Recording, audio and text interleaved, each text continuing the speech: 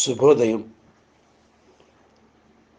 ఈ weekend day రోజున అంటే శనివారం నాడు చక్కగా నారుమంచి నోట ఓ మంచి మాట ఈ శీర్షికన మంచి విషయం 60 ఇయర్స్ దాటిన తర్వాత ఒక ఇంపార్టెంట్ అయిన విషయం వాళ్ళు ఏమనుకోవాలి అన్నది చెప్పుకుందామండి.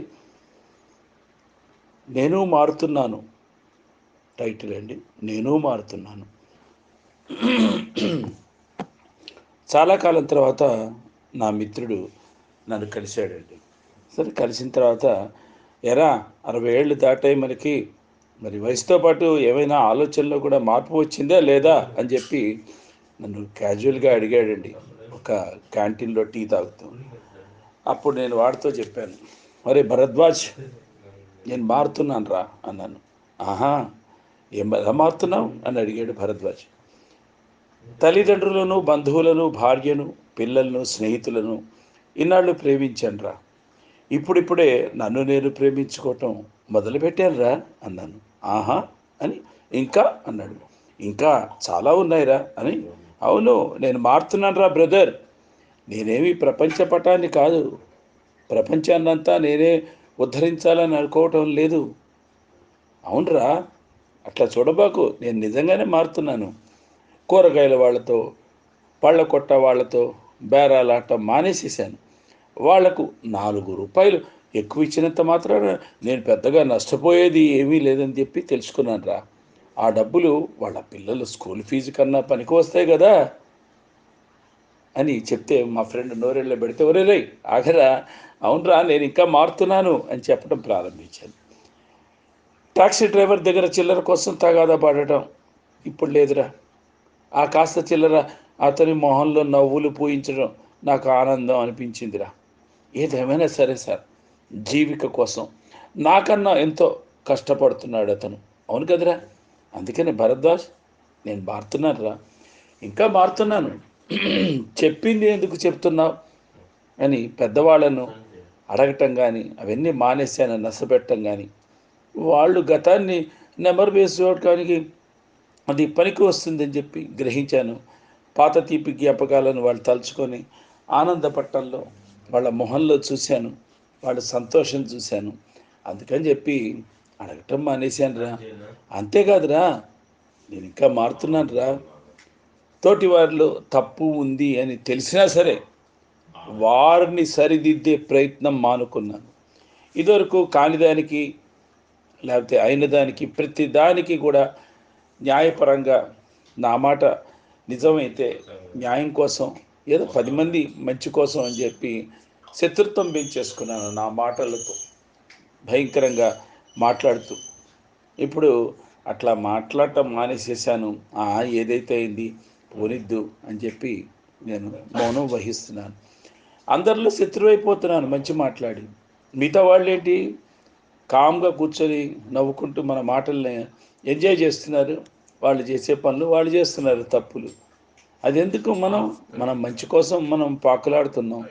ఆ పాకులాడేదో వాళ్ళకి తెలియజేయాలా, వాళ్ళని అరవాలా, లేనిపోయిన అరిచి బీపీలు షుగర్లు ఎక్కువ పెంచుకొని ఆసుపత్రి పాలవటం నాకు ఇష్టం లేదురా.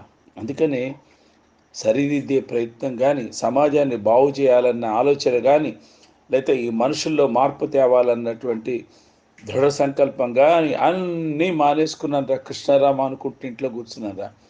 అందరినీ సరైన దారిలో పెట్టే బాధ్యత నా ఒక్కడి భుజాల మీద లేదు కదా అని నేను తెలుసుకున్నాను రా. సమగ్రత కన్నా కూడా ప్రశాంతత ముఖ్యం అనిపించింది. నేను ఒక్క రోజున ప్రశాంతంగా ఇంట్లో కూర్చొని నా భార్య పిల్లలతో, మనవళ్ళు మనవరాళ్ళతో, కొడుకు కోడలతో ఆనందంగా గడిపితే ఆ రోజున నేను పొందినటువంటి ఆనందం, దివ్యానుభూతి ఏ రోజున లేదు. బయటకు వచ్చి అదేదో డ్రైనేజీ చెడిపోయింది, ఇక్కడేదో గొట్టాలు మార్చాలి, లేదా ఇక్కడేదో చెత్త పాడేస్తున్నాడు, వాడేదో రైజింగ్ చేసుకుంటూ మోటార్ సైకిల్ నడుపుతున్నాడు అని ఈ డిస్కషన్స్, ఈ వాదోపవాదాలు, మంచి కోసం నేను అక్కడనే పోరాడి చివరికి చెడైపోతున్నాను. ఇవన్నీ బయటికి వెళ్తే ఉంటున్నాయని చెప్పి ఇక బంద్ చేశాను బయట రోడ్ల మీద తిరగటం. అందుకని చెప్పి నేను మారిపోతున్నాను రా అనగానే భరద్వాజ్ మొహంలో ఆనందం తాండవించి కళ్ళు విప్పాలి మరీ చూస్తుంటే, ఒరే ఒరే అలా చూడబాకరా బాబు, ఇంకా నేను మారుతున్నాను రా బాబు, ఉచితంగా ఉదారంగా అభినందనలు అందరిపై కురిపిస్తున్నాను ఇంతకాలం. అది వారితో పాటు నాకు ఆనందాన్ని ఇస్తోంది. చాలా సంతోషంగా ఉంది. పోనీ 4 మాటలు, ఏదో వాక్శుద్ధి ఇచ్చాడు దేవుడు. 4 మాటలు పొగిడితే తప్పేం లేదు గదా! 4 మాటలు వాడిని అభినందిస్తే తప్పేం లేదు గదా! శత్రువును కూడా మిత్రుడిగా చేసుకోవాలని చెప్పి నిర్ణయానికొచ్చానురా. దాంతో కొన్ని సమస్యలు తీరిపోతున్నాయి. ఎక్కడ పడితే అక్కడ నిజాలు చెప్పడం నేర్చుకున్నాను. భయపడినప్పుడు లేతే తప్పు చెప్పినప్పుడు, ఆ తప్పును సరిదిద్దుకోవడానికి 10 తప్పులు చేసేవాళ్ళని బోలెడు మందిని చూస్తున్నాను. మనం అలా తయారవ్వకూడదని చెప్పి నేను మారిపోతున్నానురా. ఇంకా చెప్పాలంటే చొక్కాపై పడ్డ మరకలు చూసి బెంబేలు పడటం మానేసేసాను. ఎందుకంటే ఆకారం కన్నా వ్యక్తిత్వం ముఖ్యం అని చెప్పి తెలుసుకున్నాను. ఆ! నిజమేరా.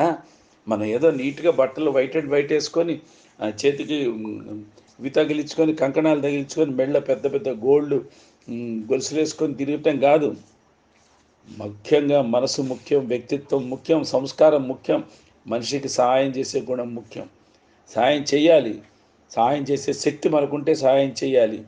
సహాయం చేసే యుక్తి ఉంటే 10 మందికి చెప్పి ఇలా చేయండి బావుంటుందని చెప్పాలి. అందుకని నేను మారిపోయానురా. అవును, నేను ఇంకా ఎలా మారిపోయానో తెలుసా? నాకు విలువనివ్వని వారికి దూరంగా ఉండిపోవటం నేర్చుకున్నాను.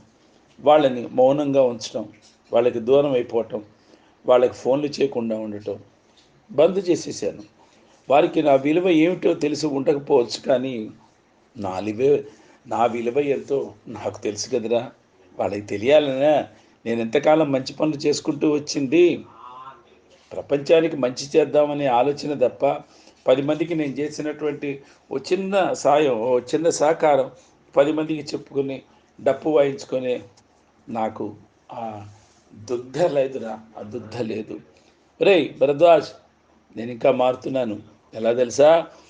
ఎవరైనా సరే నన్ను తీవ్రమైన పోటీలోకిలని లేకపోతే వాగ్వివాదంలోకి లాగాలని చూసినప్పుడు వెంటనే అది గమనించేసేసి టాపిక్ డైవర్ట్ చేసేస్తున్నాను. టాపిక్ అంతటితో కట్ చేస్తున్నాను. లేదా అక్కడి నుంచి లేచి బయటకు వచ్చేస్తున్నాను.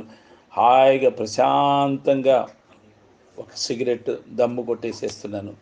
ప్రశాంతంగా హాయిగా ఉంటున్నానురా. నాకు ఎవరితో పోలిక, పోటీ అవసరం లేదు కదా! అందుకని చెప్పి నేను మారిపోతున్నాను. ఇంకో విషయం చెప్పనా? అవునురా, నేను మారుతున్నాను. నా భావావేశాలు నన్ను కలవరపెట్టకుండా చూసుకుంటున్నాను. భావావేశాలు వ్యక్తం చేస్తే దానివలన అనారోగ్యాల పాలైపోతున్నాం. షుగర్లు పెరుగుతున్నాయి, బీపీలు పెరుగుతున్నాయి, లేనిపోయిన హార్ట్ బీటింగ్స్ పెరిగిపోతున్నాయి, పల్స్ రేటు పెరిగిపోతుంది, లేనిపోయిన చెమటలు పట్టిపోతున్నాయి. 60 సంవత్సరాలు దాటే కదా, మనం యూత్ కాదు కదా, యూత్ కాదు. మన వయసుకు తగ్గట్టుగా మనం బిహేవ్ చేయాలి.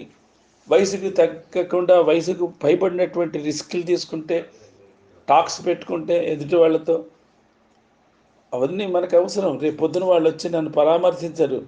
రేపు పొద్దున నా ఆరోగ్యం దెబ్బతింటే నన్ను ఆసుపత్రికి వచ్చి చూడరు, ఎవరు చేయరు. ఎందుకు వచ్చింది ఇదంతా? అందుకే నేను నా భావావేశాలు నన్ను కలవర పెట్టకుండా నేను చూసుకుంటున్నాను రా. ఎందుకంటే నన్నుగా మనిషిగా నిలబెట్టేవి అవేరా.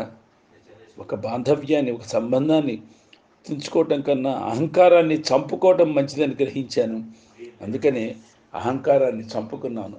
నన్ను ఎవరైతే అభిమానిస్తున్నారో, నన్ను ఎవరైతే ఆత్మీయంగా పలకరిస్తున్నారో, నన్ను ఎవరైతే ప్రేమగా చూస్తున్నారో వాళ్ళతో సంబంధాన్ని ఈరోజు నుంచి పెంచుకుంటున్నాను రా. వాళ్ళకు దూరంగా ఉండకుండా ఉన్నాను రా. ఎందుకంటే నా అహంకారం నన్ను ఒంటరిగా నిలబెడుతోంది. ఎప్పుడు చూసినా సరే నా అహంకారం నన్ను ఎద్దేవం చేస్తోంది. ఇంత అహంకారంతోనే రా అందరికీ దూరం అయిపోతున్నావు అని చెప్పి ఎన్నోసార్లు నన్ను హెచ్చరిక కూడా చేసింది. కాబట్టి అహంకారాన్ని పరిత్యజించాను, మమకారాన్ని స్వీకరించాను రా. ఈ సంబంధ బాంధవ్యాలు కొనసాగితే నేను ఎప్పుడూ ఒంటరిని కాదు కదా, అందరితో బంధువులతో సమానం. అరే భరద్వాజ్, అవును, నేను మారుతున్నానంటే నీకు ఆశ్చర్యంగా ఉంది కదా. ప్రతిరోజు అదే చివరి రోజు అన్నట్టుగా బతకటం నేర్చుకున్నాను రా. ఈరోజు ఉన్నాం, అమ్మయ్యా ఈరోజు బతుకున్నాం, రేపటి సంగతి వేరు. నిద్రలోంచే వెళ్ళిపోవచ్చు మనుషులు. రేపు పొద్దున్నే లేస్తే ఈ రోజున ప్రాణంతో ఉన్న నేను పొద్దున్నే శవంగా కూడా మారిపోవచ్చు. అందుకని నిజానికి ఈరోజే చివరి రోజు కావచ్చేమో చెప్పలేం కదా. అందుకనే ఆనందంగా ప్రతిరోజు గడపటానికి, ఆనందంగా నా ఆత్మీయులు, నా అభిమానులతో, నా అనుబంధంతో, నా కుటుంబ సభ్యులతో గడపటానికి నేను నిశ్చయించుకున్నాను రా భరద్వాజ్. రేయ్, నేను మారుతున్నాను రా.